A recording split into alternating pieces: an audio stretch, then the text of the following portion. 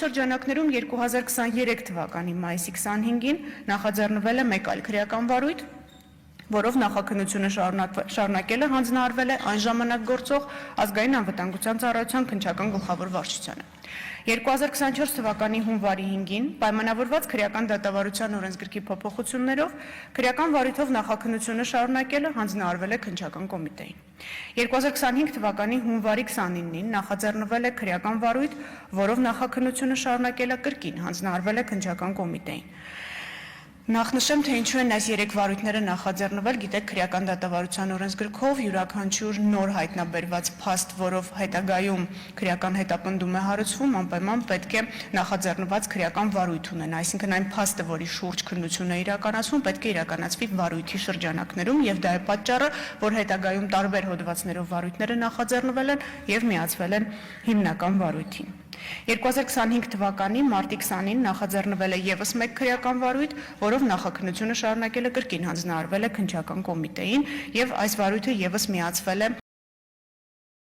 մայր քրեական վարույթին։ 2025 թվականի հունիսի 9-ին մայր քրեական վարույթի նախաքննության օրինականության նկատմամբ հսկողություն իրականացնող դատախազի կողմից քրեական դատավարության օրենսգրքի 38 հոդվածի առաջին մասի 14-րդ կետով սահմանված կարգով ներկայացվել է առաջարկություն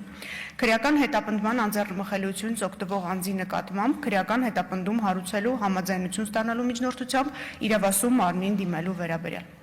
Հսկող դատախազի ներկայացրած առաջարկության համաձայն կատարված քննությամբ ձեռք են բերվել բավարար փաստական տվյալներ,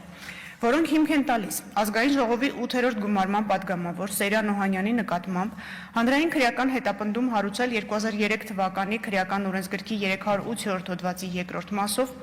311-րդ հոդվածի 4-րդ մասի 2-րդ կետով, 190-րդ հոդվածի 3-րդ մասի առաջի կետով եւ 314 պրիմ 3 հոդվածի 2-րդ մասով բոլոր հոդվածներն իրենց բացվածքներով ներկայացված են միջնորդագրում եւ ձեր ձեռքի տակ են։ Այն բանի համար, որ նա 2008 թվականի ապրիլի 14-ից մինչև 2016 թվականի սեպտեմբերի 9-ը զբաղեցնելով պաշտպանության նախարարի պաշտոնը 2010-15 թվականների ընթացքում զավթել առանց իրավական հիմքերի զբաղեցրել է բնության հատուկ պահպանվող տարածք հանդիսացող Սևան ազգային պարկ պոակի տարածքում ընդգրկված պետական սեփականություն հանդիսացող Գեղարքունիքի մարզի Դրախտիկ համայնքի առաջին փողոցի 71 հասցեում գտնվող 10526 քառակուսի մետր մակերեսով հողատարածքը։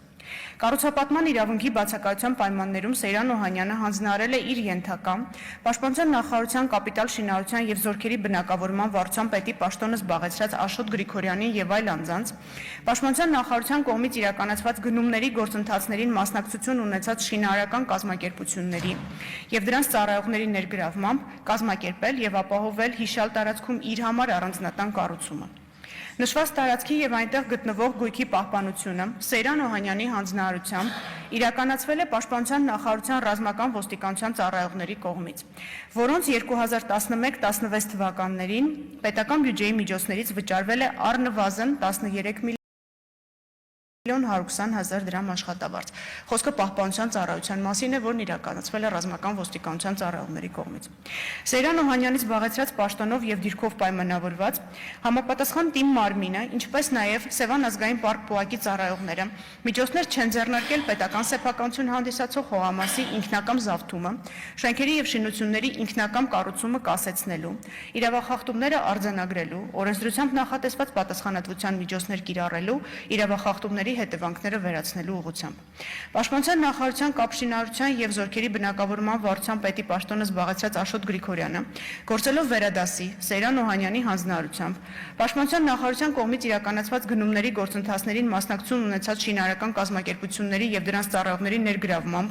2010-15 թվականների ընթացքում կազմակերպել եւ ապահովել է ինքնակամ զավթված բնության հատուկ պահպանվող տարածքում 124 միլիոն 892 հազար 985 դրամ արժողությամբ մի քանի շինություններից կազմված առանձնատան ինքնակամ կառուցումը։ Արդյունքում Սեյրան Օհանյանի գույքն ավելացել է նրա օրինական եկամուտները էականորեն գերազանցող չափով։ Նշված առանձնատան լողավազանի եւ շոկաբանիքի վերանորոգման եւ վերակառուցման աշխատանքները կազմակերպելու վերաբերյալ Սեյրան Օհանյանի հանձնարարությունը կատարելու նպատակով Աշոտ Գրիգորյանը ի պաշտոնը տեղեկացված լինելով, որ իր արմիջական ենթակա